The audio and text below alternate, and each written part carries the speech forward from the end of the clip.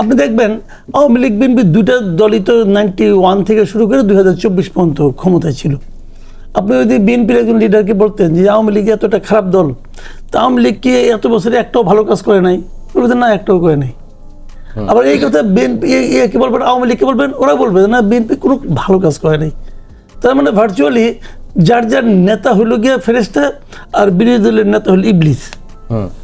তার মানে আমরা এই সময়টা হয় ইবলিস দ্বারা পরিচালিত হয়েছি অথবা ফেরেশতা দ্বারা, মানুষ টানুষ নাই। তা আমরা তবে ফেরেশতাও চাই না, ইবলিসও চাই না, আমরা মানুষ চাই। তো ওই মানবিক নেতৃবৃন্দকে তারা অস্বীকার করতো, তাদের নেতাদের কোনো ভুল করতে পারে তারা অস্বীকার করতো। এবং আগামীতেও আমার ধারণা এরকমই হবে। দেখবেন বিএনপির এখন যারা আছে তারা তারেক রহমানের কোনো ভুল খুঁজে পাবে না। কিন্তু যদি এটা যদি শুরু হয় তাহলে বুঝবেন যে গেছে, কাম সারছে। তো এখন এটা হওয়া চলবে না। মানুষটা আমরা সবাই মানুষ, মাত্রই ভুল হবে। ভুলটা সে মানুষেরও স্বীকার করার থাকতে হবে, অভ্যাস থাকতে হবে। এবং তার যারা অনুসারী তাদেরও বলতে হবে যে আমার নেতাও ভুল করেন, তবে শুদ্ধই বেশি করেন। এবং সেই ভুলটা কি সেটা তাদের উচ্চারণ করতে হবে। কেউ উচ্চারণ করবে না, আমি এখানে রাখেন আজকে 5 বছর মিলাই নিন, কেউ বলবে না যে আমার নেতা এই ভুলটা করছে, কেউ বলবে না। অন্যরা বলবে, চুপচাপ শুনবে, এই টকশোতে আসবে, বসবে, বসে নিয়ে পরে বলবে কি যে আমি তো আর বলতে পারি না, আমার অবস্থান তো বুঝছেন। তো এটা বলবে তারা আর কি। এগুলো হয়, এখনো হয়।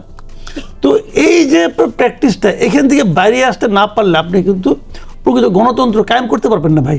সেটা কি জামাতে, কি বিএনপি, কি এনসিপি, সব জায়গায় এই একই সমস্যা। এবং গণতন্ত্র কায়েম না হলে সেটা আপনার সংসদেও হবে না, তাদের পার্টি অফিসেও হবে না, সেটা মনে করেন সমাজেও হবে না। সেইটা চিন্তা করতে হবে আমাদের, যে আমাদের ওই জায়গাগুলো, ওই প্র্যাকটিসটা, ওই কালচারটা আমি কায়েম করতে পারি কিনা। এটা আমরা এখনো পারতেছি না। তারপরেও আমি কিন্তু আবার বলি, কিন্তু দেখেন আমি হ্যাপি কেন? আমি হ্যাপি না কেবল একটা প্র্যাকটিস কিন্তু একদিনে হয় না, একটা কালচার কিন্তু একদিনে হয় না। একজন লোক হঠাৎ করে একসাথে নিয়ে ভাওয়াইয়া টান দিল আর দেশের সবাই ভাওয়াইয়া গান গাওয়া শুরু করলো, বিষয়টা কিন্তু এরকম না। যখন সে ভাওয়াইয়ার টানটা দেয় তখন কিন্তু এটার মাধ্যমে এই ভাওয়াইয়া কালচার কিন্তু অন্য অন্য কালচারের সঙ্গে ফাইট করে, ক্রমাগত ফাইট করতে করতে করতে করতে একটা যে মনে করেন প্রাধান্য বিস্তার করে, কিন্তু আরেকটা নিঃশেষ হয়ে যায় না, ওটাও থেকে যায়। তো এই প্র্যাকটিসটা হলো বড় জিনিস। তো আমরা তো মনে করেন গত 15 বছরে একটা কালচারের মধ্যে ছিলাম, গত 15 বছর আমরা একটা সংসদ দেখেছি। মানুষ কিন্তু ওইটাই দেখে দেখে অভ্যস্ত হয়ে গেছে।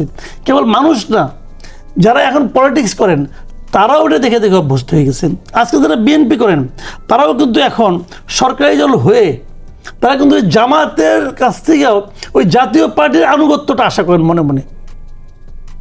কারণ তারা দেখেছে যে জাতীয় পার্টি আওয়ামী লীগের সঙ্গে কীরকম আচরণটা করেছে, তারা আশা করে আমরা সরকারি দল, আমাদের সঙ্গে বিরোধিতা যারা করে তারা ওই রকম আনুগত্য দেখাবে।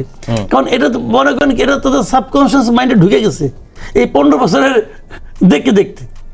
হয়তো তারা দেখছে এবং ওটাকে ঘৃণা করছে, কিন্তু মনে মনে ভাবছে যে আমি ক্ষমতা গেলে আমি ওটাই করবো। আপনি দেখবেন যে যারা ক্ষমতা এখন আছে বিএনপি, তাদের মধ্যে অনেক আচার আচরণে কিন্তু আওয়ামী লীগের অ্যাটিটিউডগুলি কিন্তু বাসা পাচ্ছে। যে আমি যখন যাব আমি সব আমি এলাকার এমপি, এই এলাকার আমি রাজা, আমার কথা মতো সব চলতে হবে। আমি অনেক এমপিকে বলতে শুনছি যে মানে জামাতের এমপি তো বলেই প্রকাশ্যে, আমার এলাকায় তো পুলিশ আমার কথা শুনে না। ওই যে যেটা সামন্ত সাহেব বললেন যে একজন প্রশাসককে এমপি গিয়ে শুভেচ্ছা জানিয়ে আসছে, ফুল দিয়ে আসছে, ঠিকই আছে, এই তো হচ্ছে তো এটা। আমি বললাম তো আমার কাছে এক জামাতের এমপি বলতেছে যে আমার এলাকায় পুলিশটা আমার কথা শুনে না। কিন্তু আমি এইটা বুঝি না, পুলিশ কেন এমপির কথা শুনবে? পুলিশ কেন এমপির কথা শুনবে? এবং যেখানে মনে করেন আর যেখানে নাকি বিএনপির এমপি, সে বলতেছে আমি এখানকার এমপি, আমার কথা শুনতে হবে। দেখেন মানে সাবকনশিয়াস মাইন্ডে কিন্তু সে মনে করে আমি এমপি হয়েছি, তার অর্থ হলো আমি এই এলাকায় জমিদার হয়েছি, এই এলাকার সব কিছু আমার কথা অনুযায়ী চলবে। সেটা কেন চলবে? একটা রিক্সাওয়ালা যে বলবে আপনি এমপি হয়েছেন তাতে কি আছে, আপনি ইচ্ছা অনুযায়ী আমি চলবো কেন, এটা বলে ওই রিক্সাওয়ালা ওই এলাকা থাকতে পারবে? এটা আওয়ামী লীগ আমলেও পারতো না, এখনো পারবে না। তো এই যে আমাদের সব এমপিরা যেরকম হয়ে গেছে তা কিন্তু না, কিন্তু তাদের মধ্যে ওই ধরনের একটা চিন্তা কিন্তু বাসা বাঁধছে। এটাকে দূর করতে হলে লম্বা একটা কিন্তু মানে সংগ্রাম করতে হবে নিজের সঙ্গে নিজের, এবং এটা শুরু করতে হবে দল থেকে, দলের শীর্ষ পর্যায় থেকে। সেটা কি আছে? সেটাও নাই, সেটা তো নাই। আবার বিএনপি একটি কথা বলছিল ওই দিন, শুনছিলাম যে বিরোধী দলের নেতাদের মানসিকতাতেও ফ্যাসিবাদের যে আচরণ সেটি লক্ষ্য করা যাচ্ছে সামন্ত সামনে। এটা ওনারা বলেন ওই যে একটা আলাপ আছে না যে ফ্যাসিবাদের নানান রূপের, বাংলাদেশে একটা রূপ আছে যে ধর্মীয় ফ্যাসিবাদ কায়েম করতে হবে, এবং আমি যেটা বলি সেটাই ইসলাম, আমি যেটা বলি সেটাই হচ্ছে ধর্ম। তো এই জায়গা থেকে এই কথাটা এসছে। কিন্তু এইগুলো হচ্ছে মানে আমার কাছে মনে হয় যে কালকের সিনারিওটা যদি দেখেন, যে যখন আওয়ামী লীগের প্রসঙ্গ আসলো, যখন ধরেন একজন বিএনপির সংসদ সদস্য বললেন যে এখানে স্নাইপার ছিল না, যখন ওই কথিত সংস্কৃতি কর্মীর রূপে যখন আওয়ামী লীগের আবির্ভাব বা আওয়ামী লীগের প্রসঙ্গ উপস্থাপন হয়, তখন কিন্তু আসলে বিএনপি, জামাত, এনসিপি এই দলগুলোর পরিচয় আর থাকে না। তখন মুখ্য হয়ে যায় যে আমরা গণঅভ্যুত্থান করে 17 বছর লড়াই করে আমরা হটাইছি হাসিনাকে। তখন মুখ্য হয়ে যায় এই পরিচয়টা মুখ্য থাকাটা খুব গুরুত্বপূর্ণ। বাকিটা হচ্ছে আমাদের বাংলাদেশের অভ্যন্তরের আলাপ। আর এই যে বাহিরের থেকে মানে ধরেন দিল্লি বসে কোনো কিছু কন্ট্রোল করা, বা ওয়াশিংটনে বসে কোনো কিছু কন্ট্রোল করা, বা অন্য কোনো জায়গা থেকে কোনো কিছু বাংলাদেশের কোনো মতামত, রাজনৈতিক মতাদর্শ কন্ট্রোল করা, এইটা আর বাংলাদেশে হবে না। আমি মনে করি যে গণঅভ্যুত্থান থেকে যদি আমাদের কোনো কিছু পাওয়ার থাকে, তাহলে এটা ইনশিওর করা উচিত যে বাহিরের কোনো ফরেন এলিমেন্ট বাংলাদেশে প্রবেশ করতে পারবে না, 1 নাম্বার। 2 নাম্বার হচ্ছে যে ধরেন আমরা যে ইন্টারেস্টিং আলাপ, এই আলাপগুলো আসলে আমাদেরকে করতে হবে যে আমাদের রাজনৈতিক দলগুলো কেমন হবে, আমাদের পলিটিশিয়ানরা কেমন হবেন, কোনটাকে আমরা রেটরিকের রাজনীতি বলবো, কোনটাকে আমরা বলবো যে এই রেটরিকের রাজনীতি আমরা পছন্দ করি না, কোন জিনিসটা আমরা রেটরিকের রাজনীতি কোনো পলিটিশিয়ান করার চেষ্টা করবেনি, কারণ এটা ইজি। রেটরিক দিয়ে রাজনীতি করা কিন্তু ফেয়ারলি ইজি অন্য পলিসি মেকিং এর রাজনীতির চেয়ে। সো এইটা যদি কেউ করেনও, সেই পলিটিশিয়ানের বক্তব্য লাখে লাখে শেয়ার করব না আমরা। এই ধরনের একটা সামাজিক চুক্তি আমাদের প্রয়োজন, রাজনৈতিক চুক্তি। কিন্তু আমরা এখনো আমাদের মানে ধরুন সামন্ততান্ত্রিক ওই যে একটা ব্রিটিশ কলোনির যে একটা প্রভাব আছে আমাদের দলগুলোর মধ্যে, সেই প্রভাবে কিন্তু এখন ওই রেটরিকের রাজনীতিটাই গুরুত্বপূর্ণ হয়ে ওঠে। কিন্তু আমাদের পলিটিশিয়ানরা এটা ভুলে যান যে এই রেটরিকের রাজনীতি দিয়ে আপনি আপাত অর্থে সন্তুষ্ট করতে পারছেন, কিন্তু একটা পর্যায়ে আপনি যদি এটা পালন করতে না পারেন, যেমন ধরেন একসময় আন্দোলন রহমান পার্থ কি বাংলাদেশের আপামর মানে বিরোধী দলের একমাত্র স্পোক্সপারসন ছিলেন না? উনার তো এখন ধরেন জনপ্রিয়তা কি ওই লেভেলে আছে? ধরেন ব্যারিস্টার রুমিন ফারহানা একসময় কি বলেছেন না যে জামাত আমার ভাই, শিবিরের মানুষজন আমার ভাই। এখন তো উনার বক্তব্য পুরাই অন্যদিকে চলে গেছে। এখন তো উনি বাংলাদেশের লিবারেল যে মননের মানুষজনের একমাত্র স্পোক্সপারসন হয়ে উঠেছেন। সো এইগুলো হচ্ছে পলিটিশিয়ানরা ওই হাওয়াটা বুঝে যখন যেটা প্রয়োজন সেটা করার চেষ্টা করেন, কিন্তু পলিটিক্যাল পার্টি এটার ঊর্ধ্বে, পলিটিক্যাল সিস্টেম এটার ঊর্ধ্বে। সবচেয়ে বেশি আমাদের যেটা মনোযোগ দেওয়া উচিত, এগুলো অনেক বিস্তর আলাপের ব্যাপার, টকশোর আয়ত্তের মধ্যে এটা আসলে আসবে না। তারপর আমি একটা জিনিস বলে রাখি, কার জেডি কতটুকু এইটা আমাদেরকে ডিফাইন করতে পারতে হবে। এক হচ্ছে যে আমি এমপির কাছ থেকে কি আশা করি, কি আশা করি না। যখন একজন পলিটিশিয়ান নির্বাচিত হয়ে পার্লামেন্টে প্রবেশ করেন, তার কাজ আর পলিটিক্স করা না, তার কাজ আইন প্রণয়ন করা। এটা খুব পরিষ্কারভাবে বোঝার ব্যাপার আছে। আমাদের পলিটিশিয়ানরা পার্লামেন্টে গেলেও পলিটিশিয়ান হয়ে থাকেন, তা না হলে তার পলিটিক্স টিকে নেয়, এই ধরনের একটা সিচুয়েশন তার তৈরি হয় এবং সে এক্সিস্টেন্সিয়াল ক্রাইসিসে পড়ে যান, এরকম একজন মনে হয়। আমাদের দেশে আমরা যেটা নিয়ে খুব বেশি মাত্রায় ফাইট করেছি সেটা হচ্ছে 70 অনুচ্ছেদ। ধরেন আমাদের যদি আমার দল আমি যদি মনে করি যে আমার দলও আসলে ওই রাইট বেস পলিটিক্সটা করতে পারছে না, ওই পলিসি বেস পলিটিক্সটা করতে পারছে না, তাহলে আমাকে ওই দায়িত্বটা নিতে হবে যদি দলও এটাকে সমর্থন না করে। আমাদের 70 অনুচ্ছেদের চাহিদাটা কিন্তু এইটা। কিন্তু আমরা 70 অনুচ্ছেদের বাতিলের কথা বলেছি, দলগুলো ঐক্যমত্য হয়েছে, সংবিধানের অন্য আরেকটা ধারা দিয়ে হর্স ট্রেডিংকে, ফ্লোর ক্রসিংকে তারা মেনটেন করতে চায়, খুব ভালো কথা। কিন্তু এখনো কিন্তু আমি শিওর না যে আমরা পলিটিক্যাল পার্টির লেভেলে জেডিগুলোকে নিশ্চিত করতে পেরেছি। এমপির কাজ কি, স্থানীয় প্রশাসকের কাজ কি, যারা নির্বাচিত হয়ে আসবেন তাদের মর্যাদা, কার মর্যাদা কতটুকু হবে, এগুলো ডিফাইন্ড না। কথা সত্য যে এমপির কথা কেন পুলিশ শুনবে, তাহলে কোন পর্যন্ত পুলিশ তার কথা শুনতে বাধ্য?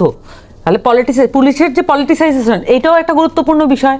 কিন্তু আসেন, ধরেন এমপির কথা পুলিশ শুনবে না, আপনি এটা কি দিয়ে নিশ্চিত করবেন? এটা নিশ্চিত করার জন্য তো আপনার রিফর্ম কমিশনের যে প্রপোজাল, এগুলোকে আপনার ইমপ্লিমেন্টেশন করার দরকার ছিল। তাহলে এই রিফর্ম প্রপোজালের কোন অংশটুকু আবার এখন সনদের মধ্যে গুরুত্বপূর্ণ? সনদ নিয়ে তো আমরা পার্লামেন্টে আলাপ দেখলাম না। এখন আসেন, সংসদ খুব প্রাণবন্ত, এই প্রাণবন্ত সংসদ তো আমি মানি না। কেন মানি না? কারণ আপনি এখানে সরকারি দল বিরোধী দল মিলে গণভোটের প্রসঙ্গকে কয় মাসের মাথায় উধাও করে দিয়েছেন। এবং সংবিধান সংশোধন নিয়ে, সংবিধান সংস্কার নিয়ে এখন পার্লামেন্টে আর কোনো আলাপ হচ্ছে না। যেই আলাপগুলো পলিটিশিয়ানরা, বিভিন্ন এমপিরা তুলে ধরছেন, প্রত্যেকটা কথাকে কোনো না কোনোভাবে কানেক্ট করা যায় সংবিধান সনদে, মানে যে আমাদের সংস্কারের যে সনদ, জুলাই সনদের সাথে কানেক্ট করা যায়, কিন্তু সেটাকে মিলিয়ে কোনো পলিটিশিয়ান বলতেও পারছেন না, বলার চাহিদাও বোধ করছেন না। তার মানে এই যে মানে জুলাইয়ের পরে আপনি গণঅভ্যুত্থানের যে সুবিধা সেটা নিচ্ছেন, সকল এমপি কিন্তু নিচ্ছে, সকল পলিটিশিয়ান এটা নিচ্ছে, যে গণঅভ্যুত্থানের সুবিধা ছিল মানুষ পলিটিশিয়ানদের বেশি খেয়াল করবে, পলিটিশিয়ানরা সবচেয়ে বড় সেলিব্রিটি হবেন বাংলাদেশে, এটা হচ্ছে গণঅভ্যুত্থানের সুবিধা। মানুষজন সংসদ দেখছে, এটা গণঅভ্যুত্থানের সুবিধা। কিন্তু গণঅভ্যুত্থানের মাধ্যমে যে সনদ, যে কাগজটা আপনি সকলে মিলে একমত হয়েছেন, সেই কাগজটাকে আপনারা রাখতে পারছেন না, গণভোটকে আপনারা রাখতে পারছেন না, এইটার ব্যর্থতা কি সকল পলিটিশিয়ান নিবে না? জি জি, রনি ভাই, মাসুদ কামাল ভাই বলছিলেন যে বিএনপির কারো কারোর মধ্যে এ ধরনের মানসিকতা তিনি পরিলক্ষিত দেখতে পাচ্ছেন যে বিএনপি বা জামাত বিএনপির আনুগত্য করবে। একদমই না, উল্টাটাও আছে, এটা আছে কিছু কিছু জায়গাতে থাকবে, কিন্তু উল্টাটাও আছে। জামাত মনে করে তারা মেধাবী, জামাত মনে করে তাদের একমাত্র ন্যারেটিভ প্রডিউসের ক্ষমতা আছে, বলে তাদের আনুগত্য করবে সবাই। আর বিএনপি, বাংলাদেশে বিএনপি করা মানে কি? আনকালচার্ড, বুদ্ধিভিত্তিকভাবে নিচু, অব্রাহ্মণ, তাই না? এই জন্য তো বিএনপি করাটা একটা ডিফিকাল্ট জিনিস, বিএনপি করাটা তো খুব কঠিন ব্যাপার। আপনি বিএনপি করা মানে, বিএনপি কোনো মতাদর্শপন্থী দল না। আরেকটা যেটা এখানে আলোচনা আসলো যে তারেক রহমানের সমালোচনা করা যাবে না, কে বলছে সমালোচনা করা যাবে না? অবশ্যই তারেক রহমানের সমালোচনা করবে। কামাল ভাই করে না, আমি করি না, আরো হ্যাঁ দলের লোক যারা তারা করে না, হ্যাঁ করে তো। ইভেন এই যে আপনার আইন সংস্কারের বিষয়ে আপনার ব্যারিস্টার নওশের জমির উনি ভিন্ন প্রতিক্রিয়া ব্যক্ত করেছেন, লিখিতভাবে ওনার পজিশন আলাদা নিয়েছেন। এবং এই যে নীলুফার মনির আপার কথা বললেন, ছাত্র দলের সভাপতি প্রতিবাদ জানিয়েছেন। বলে বিএনপির যদি কোনো আপনার বিউটি থেকে থাকে, এটা যে বিএনপির ভেতরের লোকজনই প্রচণ্ড রকম প্রতিবাদ করে, যেটা পছন্দ হয় না। তারেক রহমানের ক্ষেত্রেও করেন প্রতিবাদ, অন্যান্য নেতাদের ক্ষেত্রেও প্রতিবাদ করেন। কিন্তু প্রবলেম হচ্ছে এখন বিএনপির ক্ষেত্রে হতাশা। বিএনপি বেসিক্যালি একটা সন্ন্যাসীদের দল। এই 15-16 বছরে নির্যাতিত হইতে হইতে, বাপ মা হারাইয়া বনে জঙ্গলে থাকতে থাকতে এখানে লাখ লাখ সন্ন্যাসী তৈরি হয়েছে এই দলের মধ্যে এই সময়ে।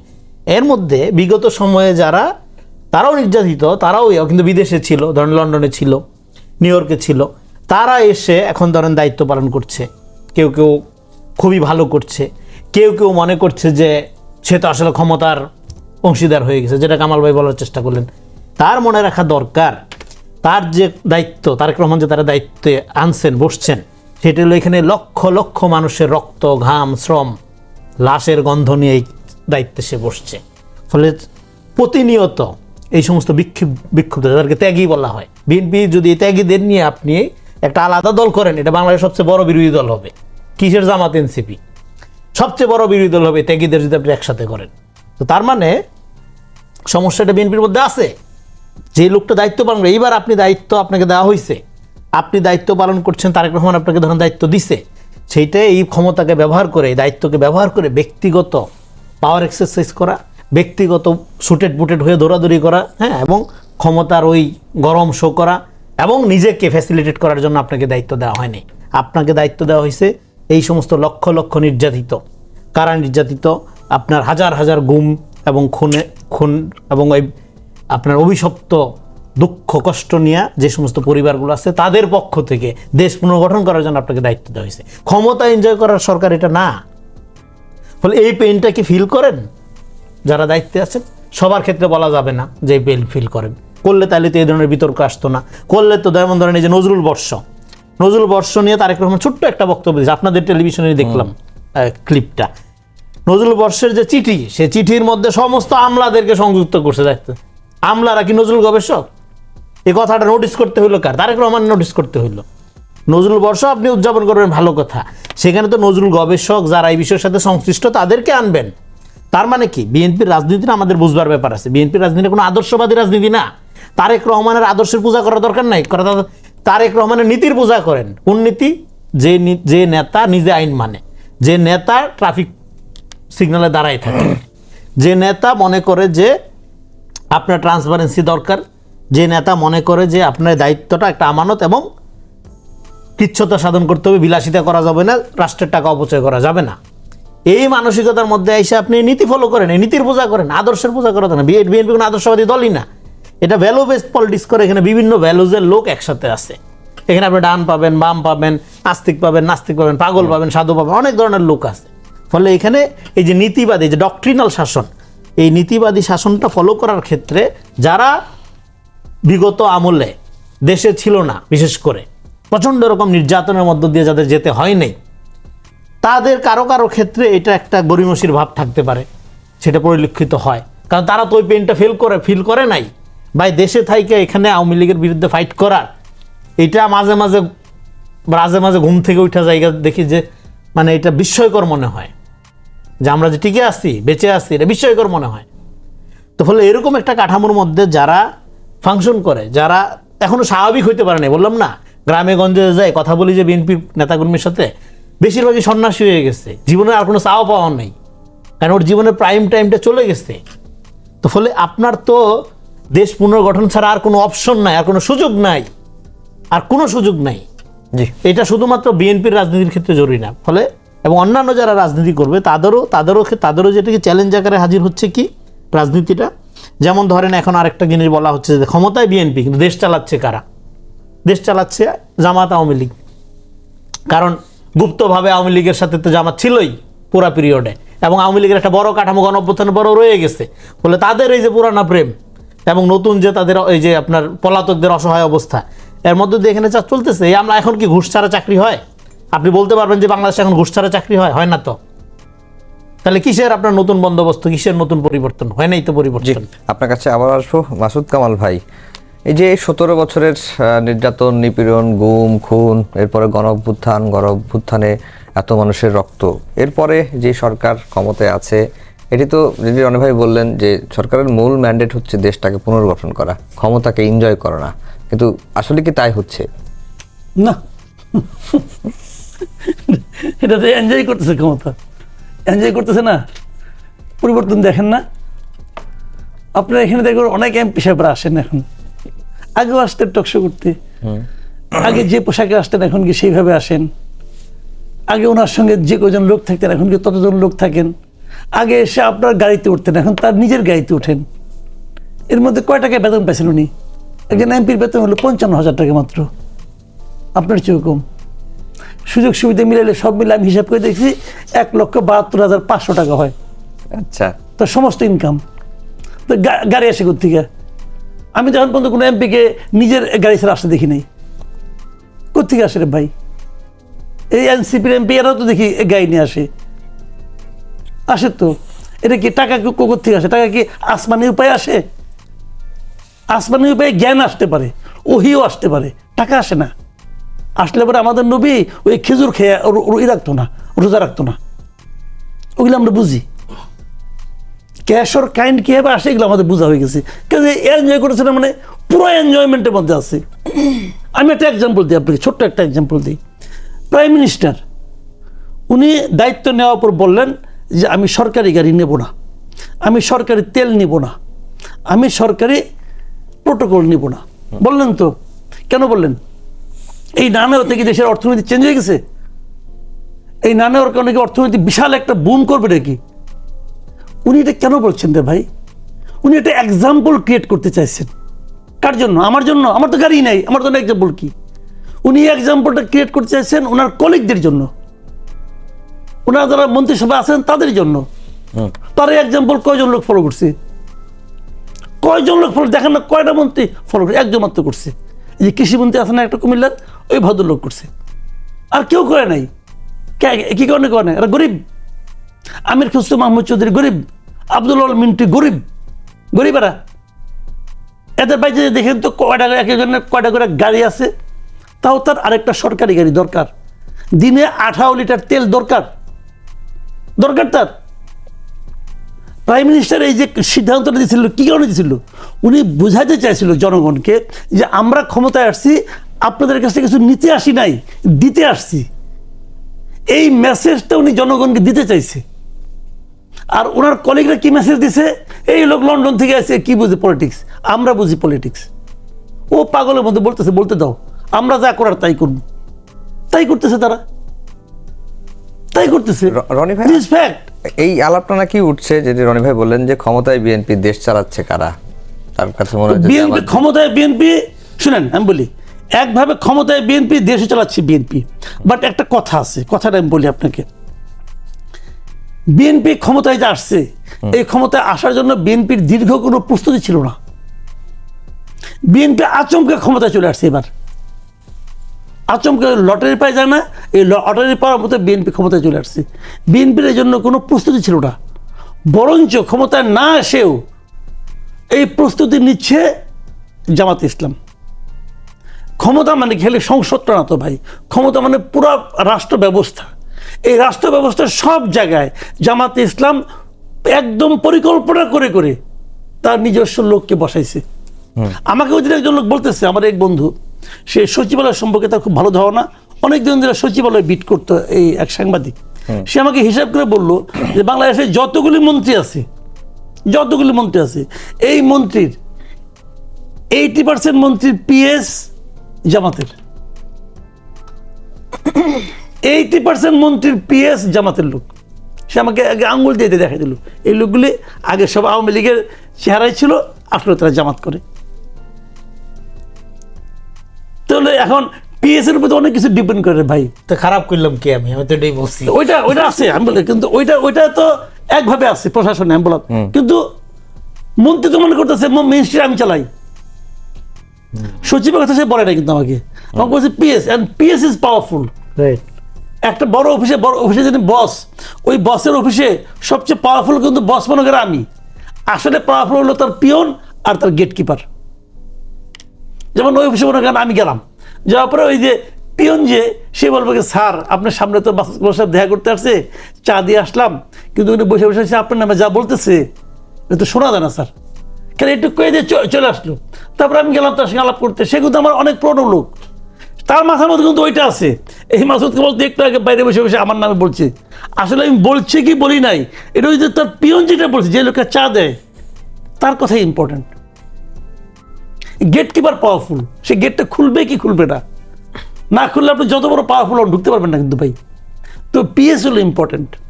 পিএস কিন্তু হুট করে একটা কাগজ নিয়ে মন্ত্রীর দপ্তরে ঢুকে যায়, এবং এর 80% জামাতের। বিএনপি পারবে এগুলি চেঞ্জ করতে? করুক না দেখি, পারা তো কোনো সমস্যাই নাই, এটা তো একটা পোস্টিং। ও তো পিএস এ জন্ম নেয় নাই, সেও তো জয়েন্ট সেক্রেটারি অথবা ডেপুটি সেক্রেটারি। তো আরো আছে ডেপুটি সেক্রেটারি, আপনি র্যান্ডমলি চেঞ্জ করেন না দেখি, পারবেন? পারবে না তো, পারবে না। জি, ক্ষমতায় বিএনপি, দেশ চালাচ্ছে কারা? না, এই জায়গাটাই মানে কাছাকাছি যাই আমরা আলাপটাতে, কিন্তু মূল আলাপটা করি না। আপনার এই দেশটা যেভাবে চলে, এটার একটা কলোনিয়ালিস্টিক টেন্ডেন্সি আছে। এটা যারা বোঝেন রাষ্ট্র ব্যবস্থা, পলিটিক্যাল পার্টি সিস্টেম, তারা বুঝতে পারবেন যে এটা হচ্ছে ব্রিটিশদের যে স্ট্যাটাস কো ছিল, এইটাকে আমরা শুধুমাত্র নাম পরিবর্তন করে পাকিস্তান, বাংলাদেশ আমরা মনে করতেছি যে আমরা অর্জন করতেছি, কিন্তু আমাদের বেসিক যে স্ট্রাকচার স্টেটের, এটা হচ্ছে বাংলাদেশের ইটসেলফ তৈরি করা মানে স্ট্রাকচার না। সো আপনার স্ট্রাকচারটা ডে বাই ডে আসলে কি হয়েছে, ডে বাই ডে আগে ছিল ব্রিটিশদের পা চাটার জন্য এই স্ট্রাকচার ছিল, এখন তাহলে ব্রিটিশ তো নাই, আপনি কি করবেন?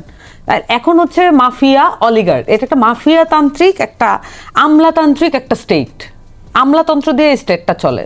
মানে সবই আলাপ ঠিক আছে ভাইয়েরা যা বলছেন, কিন্তু এইটা তো আসলে আপনাকে কেউ মাফ করবে না যে মানে জামাতের এপিএস আপনি 80% নিয়োগ দিচ্ছেন, আপনি দেশ চালাইতে পারতেছেন না, এই জন্য আপনি দেশ চালাইতে পারতেছেন না, এইটা বললে কিন্তু আপনি দিন শেষে পার পাবেন না। তাহলে আপনি কি করবেন? মানে ওই জায়গায় হচ্ছে মূল আলাপটা। তাহলে উপায়টা কি মাসুদ কামাল ভাই? উপায়টা কি রনি ভাই? উপায়টা হচ্ছে যে আপনি এই আমলাতান্ত্রিক সিস্টেমকে পরিবর্তন করার জন্য কি ল প্রণয়ন করতেছে, লটা কি? আপনি আপনার সচিবের যে এই পরিমাণ এক্সট্রিম পাওয়ার হচ্ছে, আপনার মন্ত্রীরা যে আসলে মানে মানে তাদের কোনো ইনক্যাপেবল মন্ত্রী আপনি নিয়োগ করছেন, যিনি স্টেট সম্পর্কে বুঝেন না, যিনি আসলে জানেন না যে কিভাবে উনি পলিটিক্যাল, ওনার তো অভ্যাস হচ্ছে চাটুকারদেরকে পোস্ট পদবি দিয়ে তার অভ্যাস পলিটিক্যাল পার্টিতে। ওনার এই অভ্যাস কি স্টেটে গেলে পরিবর্তন হয়ে যায়? তো চাটুকারিতা যদি তাকে সন্তুষ্ট করে, চাটুকারিতা আমিও করতে পারবো, আমি প্রিটেন্ড করবো আমি তাকে পছন্দ করি, তাহলে এই প্রিটেন্ড করার যে ক্যাপাবিলিটি এটা অন্য পক্ষ এটাকে অ্যাচিভ করছে, আপনি এটা বলে তো পার পাবেন না। তার মানে আপনার যে আমলাতান্ত্রিক স্টেট, এই স্টেটের যে সিস্টেম এইটাকে আপনার পরিবর্তন করতে হবে এবং আমলাতন্ত্রকে নিয়ন্ত্রণের মধ্যে আনতে হবে। আপনি নিয়ন্ত্রণ করার চেষ্টা করেন, দেখেন পরের দিন আপনি সচিবালয় চালাতে পারেন কিনা। আসলে এটা পারবেন না। এখন সেই জায়গায় আসে কি পলিটিক্যাল কালচার এবং আমাদের যে পলিটিক্যাল পার্টি সিস্টেম সব কিছুই ওইখানে এসে যায়। কিন্তু আপনি পাচ্ছেন না, কিন্তু আপনি যদি বলবেন যে জামাত আর আওয়ামী লীগ মিলে দেশ চালায়, এটা তো আসলে দোষারোপের জায়গা হলো। আপনি চেঞ্জ করার জন্য কি ধরনের মানুষকে আসলে শেষ পর্যন্ত মন্ত্রিত্ব দিচ্ছেন, কে শেষ পর্যন্ত প্রতিমন্ত্রিত্ব সচিবের জায়গায় বসাচ্ছেন, আপনি কাকে ট্রাস্ট করেন, এটা আপনার ট্রাস্ট আসলে পলিটিক্যাল ট্রাস্ট দিয়ে হয় না, এটার একটা দক্ষতার মাপকাঠি থাকা দরকার। আপনি কোন মানুষকে কি দিবেন, আপনি এইটা একটা সমস্যা হয় যে আমাদের পলিটিক্যাল পার্সন যারা তারা একদমই অদক্ষ হলেও পলিটিক্সে তারা ভালো জায়গায় উপনীত হতে পারেন। এই যে একটা ঘটনা ঘটে, এটার জন্য কি আমাদের স্টেট ক্ষতিগ্রস্ত হয় না?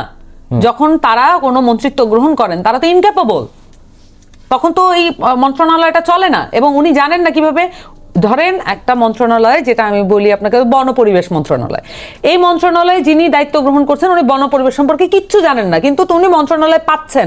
এই ঘটনা তো ঘটে বাংলাদেশে।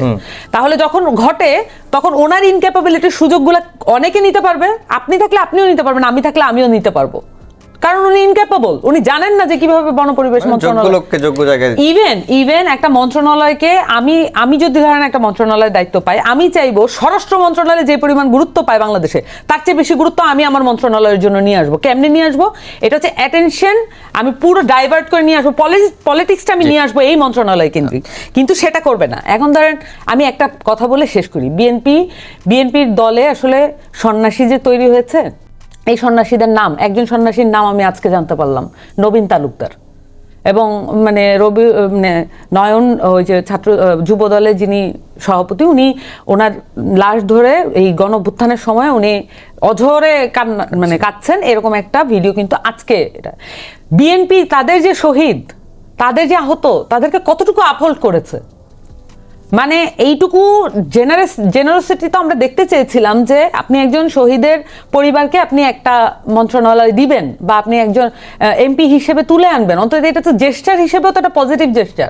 একজন ত্যাগী নেতাকে ওনাকে আপনি জিতে আসতে বাধ্য করবেন না, রিয়েল ত্যাগী নেতা। আমি আপনার সাথে আগে বলেছিলাম, আগে স্ট্যাটাস কোটা ছিল এরকম যে আপনি যদি ত্যাগী হন তার মানে আপনি 17 বছর মামলা লড়তে লড়তে আপনার সর্বস্ব খুইয়েছেন, শেষ কোটিটুকু আপনার নাই, আপনি ইলেকশনে জিতে আসার মতো কোনো ক্যাপাবিলিটি ধারণ করেন না। ক্যাপাবিলিটি কে ধারণ করে? যারা আওয়ামী লীগের সাথে আতাত করে তারা স্ট্যাটাস কো মেনটেন করেছে, তাদের ব্যবসা প্রতিষ্ঠান টিকিয়ে রেখেছে, তারাই তো এখন মন্ত্রী এমপি হলো, তাই না, বিএনপিতে। তাহলে এইভাবে করে আসলে একটা পলিটিক্যাল পার্টির কালচার আসলে এইভাবে পরিবর্তিত হয় না। আমলাতন্ত্র এবং মাফিয়াতন্ত্রের অবসান দরকার।